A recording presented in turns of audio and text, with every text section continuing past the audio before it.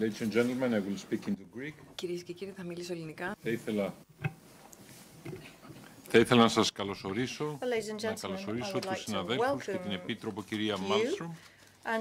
Σήμερα, στο πλαίσιο του πρώτου επίσημου Συμβουλίου Δικαιοσύνης και Εσωτερικών Υποθέσεων, συζητήσαμε σειρά θεμάτων σχετικών με το μέλλον της Ευρωπαϊκής Ένωσης και της Ευρωπαϊκής Συνεργασίας στον τομέα της δικαιοσύνης και των εσωτερικών υποθέσεων, τομείς που, όπως όλοι γνωρίζουμε, αποτελούν διαχρονική προτεραιότητα της Ένωσης. These issues are a very high priority for the EU and always have been. There have been tragic events in the past few months. There are continuing migratory pressures which are a real problem for some of the member states.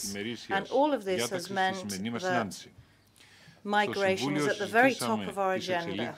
In Council, we discussed recent developments on this front. We talked about the security of the external borders of the European Union, and we talked about management of illegal and legal migration. So those were some of the key issues up for discussion today. The Hellenic Presidency recalled events at the December 2013 European Council. The European Council called for mobilization of everybody's efforts in order to take a whole series of actions at EU level, but also at national level. And the European Council had also committed to keeping a close eye on developments in the EU in order to be able to respond to existing challenges in an effective way. The Presidency will continue to look into possible strengthened cooperation between member states in JHA areas. We exchanged opinions also on a preliminary basis about events in Ukraine. We discussed the future of Europol and CEPOL, and we noted the position of the majority of the member states, which remains that Europol and CEPOL should continue to be two separate services. The European Commission will be submitting a legislative proposal so that we have a new basis, and that will happen as soon as possible. On the future of JHA cooperation in the EU, we listened to an oral presentation by Commissioner Malmström. She gave us information to the effect that the European Commission is going to publish its communication on future developments within the next 10 days. We also confirmed the importance that all the member states attach to the question of persons requiring protection. And then we discussed the 37 operational measures that are included in the December 2013 communication. We also discussed the work of the Task Force Mediterranean. We received information from Frontex and EASO on that subject. Then we turned to the Smart Borders package and its implementation. We talked about the need to evaluate instruments for intergovernmental cooperation between the member states and also between member states and third countries. I'd like to take this opportunity to mention a couple of important agreements that were signed on the margins of the Council today. The first agreement was concluded and signed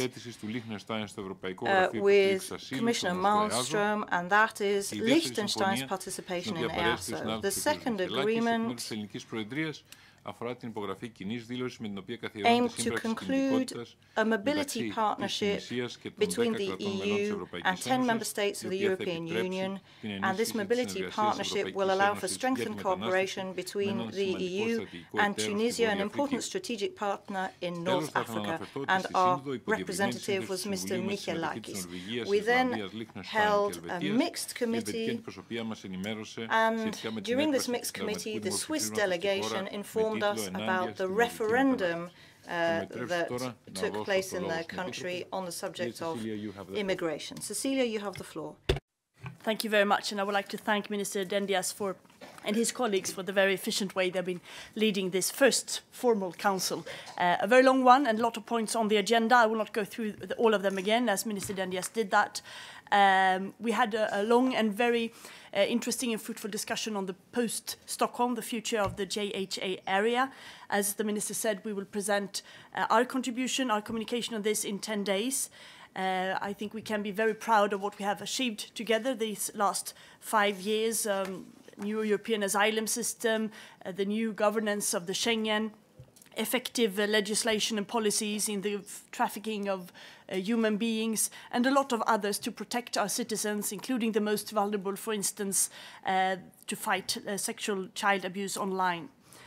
Of course, now we need to consolidate, we need to implement, we need to evaluate to make sure everything is in place, but there are lots of new challenges as well in the migratory field, asylum, legal migration, irregular migration, but also in the security field. And we had a good discussion today on what we will need to do for the future.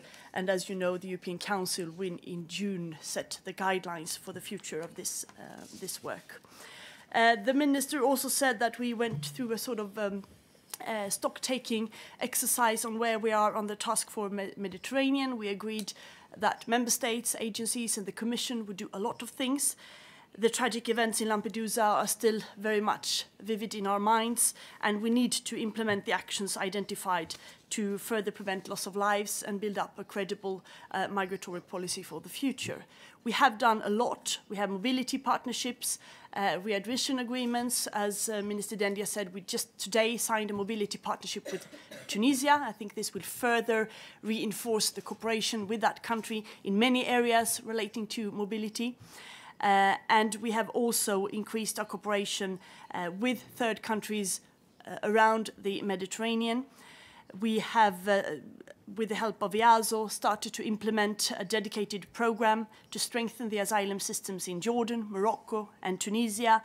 We are helping countries in the European Union who are under pressure.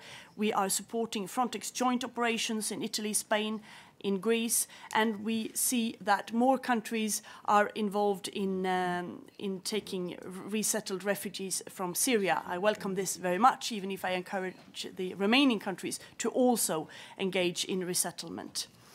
Further on, we discussed return policies. Return of those who cannot stay in the European Union is fundamental of a functioning migratory policy. And we will present in a couple of weeks an evaluation of the current return policies as well as some recommendations.